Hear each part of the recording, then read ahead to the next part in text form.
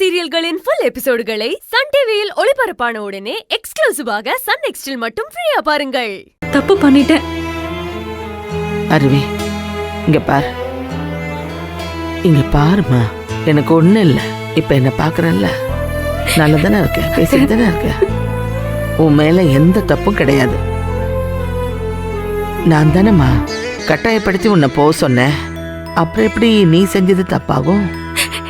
இல்லத்த, நீங்க போக சொல்லிருந்தாலும் போயிருக்கவே கூடாது. உங்களை நான் தனியா விட்டுட்டு போனதுனால தானே உங்களுக்கு இப்படி உடம்பு சரியில்லாம போயிடுச்சு.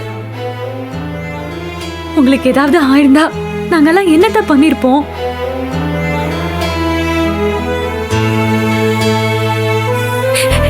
எங்களுக்கு எல்லாமே நீங்க தான். நீங்க தான் எங்களுக்கு முக்கியம். உங்களை தவிர வேற ஒரு விஷயத்த முக்கியமா நினைச்சு நான் போனது ரொம்ப தப்பு. பாத்தியாடா, நீ அவசரப்பட்டு அவளை வெளியே அனுப்பிச்சதுனால அவ எப்படி ஃபீல் பண்ற பாரு.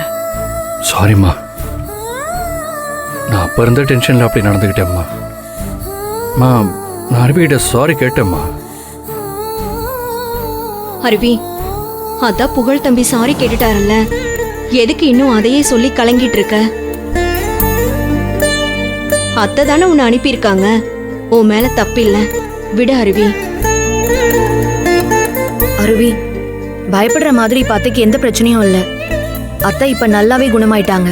அதுக்கப்புறம் எதுக்கு இன்னும் ஃபீல் பண்ணிட்டு இருக்க? இல்லக்கா, நான் இல்லாதப்போ அத்தைக்கு இப்படி ஆனதை என்னால ஏத்துக்கவே முடியல. அத்தை குணமாகணும்னு நான் அம்மனை மனசார வேண்டிக்கிட்டேன். அந்த அம்மன் தான் அத்தையை காப்பாத்திட்டா. இங்க பாரு, நீ எங்க இருந்தாலும் என்ன செஞ்சாலும் நான் நல்லா இருக்கணும் தான் நீ நினைப்ப. அந்த நினைப்பு உன் மனசுக்குள்ள இருக்கிற வரைக்கும் எனக்கு ஒன்றாகாது. நான் நல்லதான் இருப்பேன். நீயும் உங்க அப்பா கூட சாப்பிட போனது தப்பு இல்லம்மா. நீ போகவே மாட்டேன்னு தானே அடம் பிடிச்ச. நான் தானே கட்டாயப்படுத்தினேன் போன்னு சொல்லி.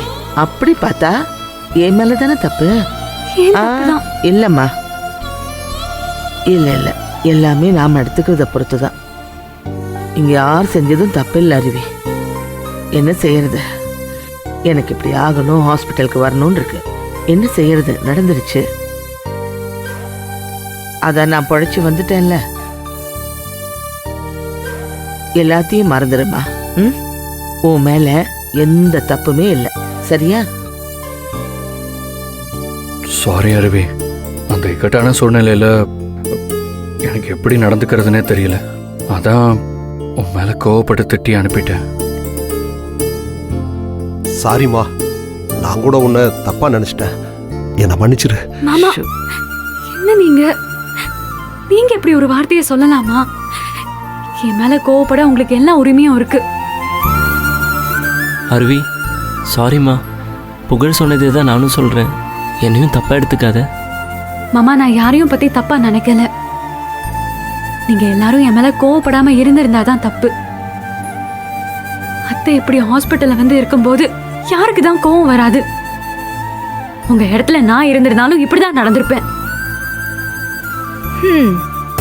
அப்போ அருவி அம்மாவை தனியா விட்டுட்டு போனதுல எந்த தப்பும் இல்லைன்னு ஒரு முடிவுக்கு வந்துட்டீங்க.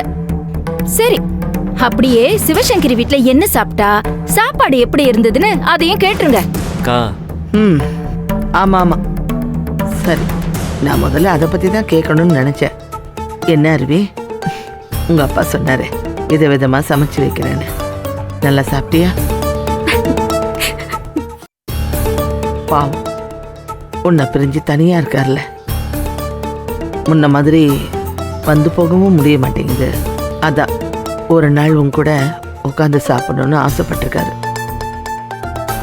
அவர் கையால உனக்கு சமைச்சு போடணும்னு தானே ஆசைப்பட்டு சொன்னாரு. அவர் விருப்பப்படியே போய் சாப்பிட்டுட்டு வந்துட்டல. அதனால அவர் எவ்வளவு சந்தோஷப்பட்டிருப்பாருன்னு உனக்கு தெரியுமா? அந்த சந்தோஷந்தாமா உன்னை வாழ வைக்கும். இப்படி பெரியவங்களை சந்தோஷப்படுத்தினா அவங்க மனசார நம்மளை வாழ்த்துவாங்க. அதுதான், அந்த ஆசீர்வாதம் தான் நமக்கு வேணும். அதெல்லாம் சரி, உங்களுக்கு உடம்பு சரியில்லாம போச்சே, அதுக்கு யார்தாம்மா பொறுப்பு? அக்கா கொஞ்சம் சும்மா இருக்கியா? பேசின பேச்சு திரும்ப திரும்ப பேசிக்கிட்டு இருக்க. கொஞ்ச நேரம் வாயை மூடிட்டு சும்மா இருன்னு சொல்றேன். அம்மா, உங்களை நினைச்சா எனக்கு ரொம்ப பெருமையா இருக்குமா. இந்த நிலைமையிலையும் நீங்க இந்த மாதிரி யோசிக்கிறீங்களேம்மா. அப்படிதான்ப்பா இருக்கணும். ஆனா இனிமேலாவது என்ன ஏதுன்னு தெரியாம உன்னதான் அருவி மேல கோவப்படாதுன்னு. டேய், உனக்கு தான் சொல்றேன். சரிம்மா, கோவப்பட மாட்டேன். ஒரு பிரச்சனை வெடிக்குன்னு பார்த்தா இப்படி நினைச்ச பட்டாசு மாதிரி ஆயிடுச்சே. சரிம்மா, இனிமே அருவி உங்களை தனியா விட்டுட்டு போனா நாங்க எதுவுமே சொல்ல மாட்டோம். அவளை நல்லா பாராட்டுவோம், போதுமா?